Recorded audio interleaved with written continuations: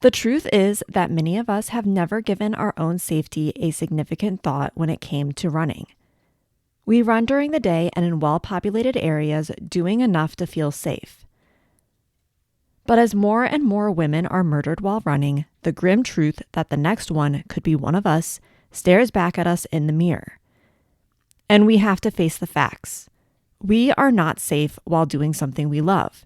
The thing that brings us joy, confidence, and a sense of worth could be the very thing that gets us murdered or missing. I'm going to tell you these stories because every runner matters. Every single woman who laced up her shoes and didn't come back alive deserves to have her story told. And to every woman still heading out the door, taking extra precautions to try to ensure she comes home, I see you. I am you. This is Girl Gone Running, a Tragedy with a View series about murdered and missing runners. I am your host, Kayla. Welcome back.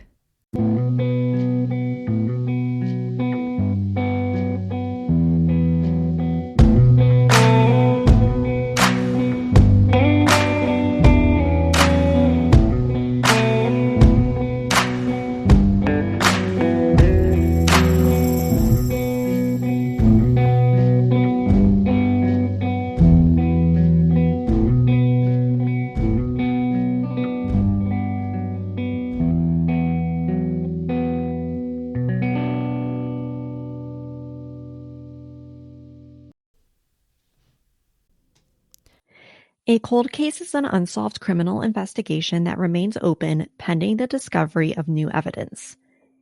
Typically, it's a case that has stalled because of the current leads and lack of information do not lead to a single person.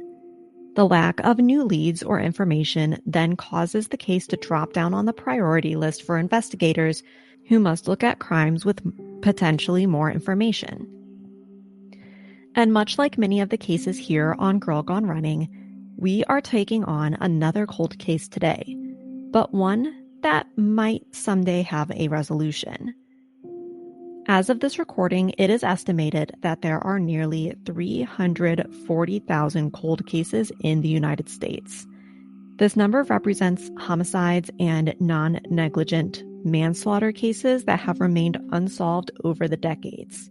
In Kentucky, that number is much lower than the state average, with only 282 current cold cases. And Jennifer Bailey's case has gotten some extra attention as of lately. On Thursday, August 6, 1990, Jennifer left her home where she lived with her parents to run some errands and then go for a run at Pine Mountain State Park. She was intending to also go pick up a prescription for her mom and grab a couple of cases of soda before she went for her run. Jennifer was a manager at the shoe department of their local Walmart store, and she really enjoyed her job. She was always on time. She had a bubbly personality that made those around her love her presence. On this day, though, she did not swing by Walmart to pick up her check. Instead, she had another thing in mind. She had dressed in light pastel-colored running shorts, a white tank top, and running shoes. She wore a black and tan Velcro belt, had on a Timex watch that had a band that looked like alligator skin, a Walkman-type cassette player, and small, yellow, gold diamond earrings. She was going for a run. 21-year-old Jennifer had driven the family's car, a Mercury Cougar, to the park and parked it in the parking lot at about 11 a.m. Jennifer loved to run, and she could be found at Pine Mountain State Park at least twice a week, running through the hills and the trails. She arrived at Pine Mountain State Park, which is now known as Pine Mountain State Resort Park, and it is located in Bell County in southeastern Kentucky, within the Appalachian Mountains. This park was established in 1924 and is Kentucky's first state park. Containing 1,159 acres, it offers a variety of activities for anyone looking for an outdoor experience. From hiking to golf and historical sites, this park has something for everyone. There are 12 miles of hiking, or in this case, running trails available, a 30-room lodge for guests to stay in, lots of wildlife to observe, and an attraction from the 1930s where a huge boulder was chained to the mountain to keep it from rolling away. When she was ready to go run, she, like I have done before, tossed her wallet and the keys to her car under the front seat and left the car door unlocked and took off. But as the day went on, Janice, Jennifer's mom, began to grow worried when she hadn't heard from her daughter. Jennifer was notorious for being punctual and very communicative. She would often call when she was running, even just a few minutes late. So when noon rolled around and Jennifer still wasn't home, a sinking feeling came over Janice that something just wasn't right. And she even stated that she just knew something bad had happened and, quote, "It was like a sledgehammer hit me in the chest." Janice did not wait. She called the police right away to report that Jennifer was missing. Police very quickly found the car parked at Pine Mountain State Park and saw her mom's prescription on the passenger seat, along with some cash, and Jennifer's wallets and keys were still under the seat. There was no sign of a struggle around the car. They had found nothing on the trails, and because the main road was a popular one and the trails were regularly used, police were at a loss as to how she seemed to vanish without anyone seeing or hearing anything. The main road was so busy that detectives determined that a car passed the trail every 10 seconds. But 10 seconds is all it takes. To search for more clues, 100 volunteers and search and rescue personnel arrived to search the park over the weekend. Along with them were 8 dog team units, but all of them turned up nothing. They got called off of the search after 4 days on that Sunday, but the case was left open pending more information. There was suspicion that Jennifer might have taken off with some guy without telling anyone, but that just was not the personality that Jennifer had, according to her family and friends and everyone that knew her, especially after they learned that she had never even picked up her paycheck. As word spread about Jennifer being missing, not just one, but a few people came forward and admitted that they saw her near the trailhead where she seemed to be in an argument with a man who was driving a large black pickup truck. Finally, a break in the case came when, 10 days later, at 6:48 p.m., police received a call. 3 friends were in the park looking for arrowheads, and instead, they found Jennifer. Her body was about 1.5 miles or 2.5 kilometers from where she had parked her car and started her run. Her body was found in a wooded area within the park, clearly having been thrown down a small bluff, and she had been strangled to death.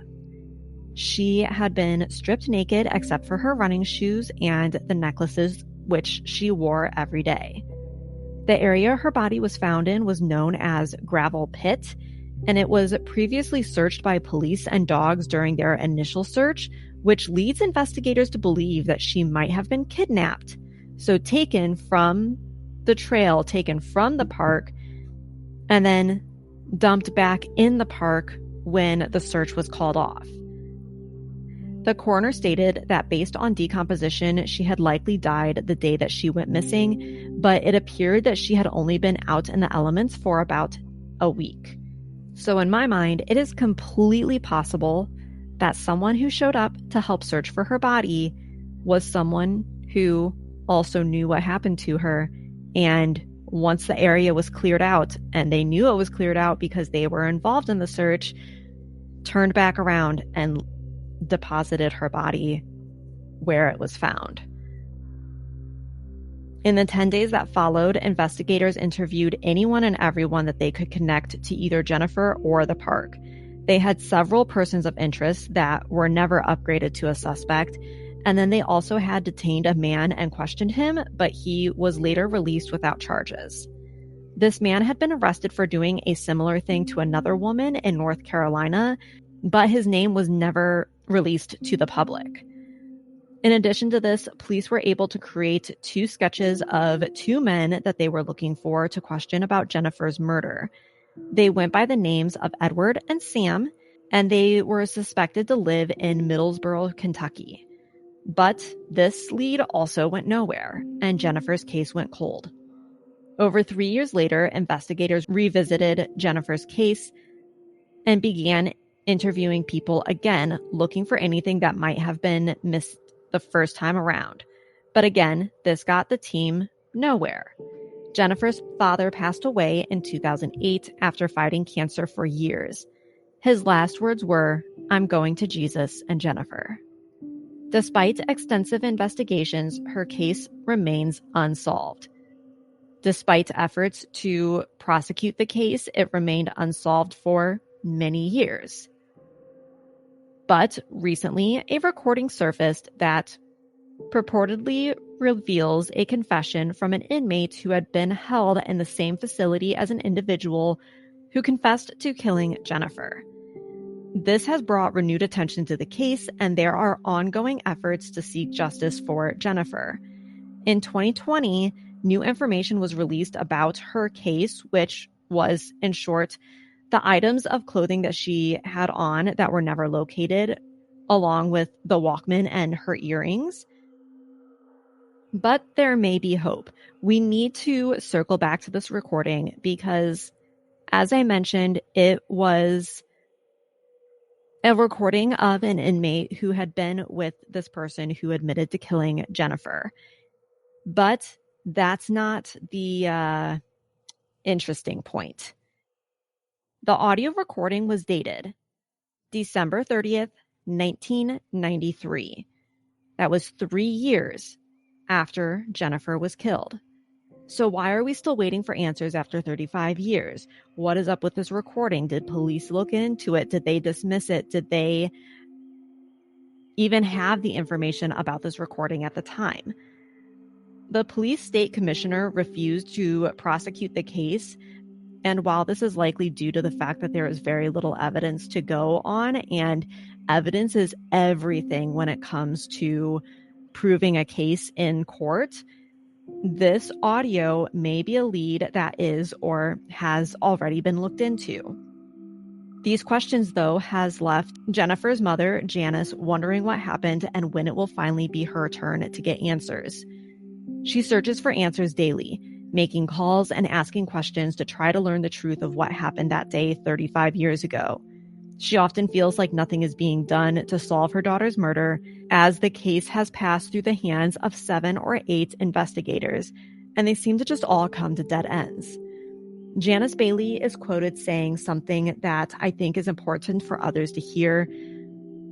"I know that it gets better with time" is a very common phrase that is used to try to comfort someone who is grieving, but Janice says, quote, "A lot of people say as time goes by, it gets better. I wish someone would tell me what is meant by that." Grief, especially when you do not have answers, is an extremely complex emotion to process. It is something that many of us live with forever, and we have to navigate life with grief. And sometimes that grief is extremely loud, and we have to pick our way around it through our day-to-day activities. And sometimes that grief is in a nice little box, and we can wave at it as we pass by. The loss of a loved one doesn't just eliminate that person from your life. So many other things leave with that person, many more than what those who have not suffered immense loss can anticipate. Love, motivation, hope, and happiness can feel like they're on the other side of the foggy window in which grief surrounds you in. It is there and you can see it, but no matter what you try, it is not something you can grip. Emptiness instead makes room in your heart where those other things once reside. And sometimes survivors find themselves in a world where they learn that they also died in a way, but they are still left breathing. Grief is exhausting. Grief is an evolution and an ever-changing process of finding that there is life to be lived beyond death. That sometimes stepping away from the daily demands that life has for us can help us process life without our beloved person. Grief is always with you. Some choose to lock it in a box while others hold its hand. If you have any information that could prove useful in this case, please contact KSP Post 10 at 606-573-3444 888-888-3131, or you can make an anonymous tip by going to KentuckyStatePolice.org. As always, thank you for listening. I appreciate you being here. Until next time, bye. What is life without close calls with disaster? Thank you for listening. Don't forget to follow the podcast to be the first to hear the now weekly episodes. Join our subscription on Patreon, Apple, or Spotify today and immerse yourself in the haunting beauty of the great outdoors. For around $4 a month, you'll get exclusive access to the first episode of each month and early access to all other episodes, showcasing the morbid and mysterious side of nature. Please reach out with story requests, and if you have your own story, please email tragedywithaview@gmail.com for a chance to have your story featured on a later episode. Again, thanks for listening. We'll see you next time.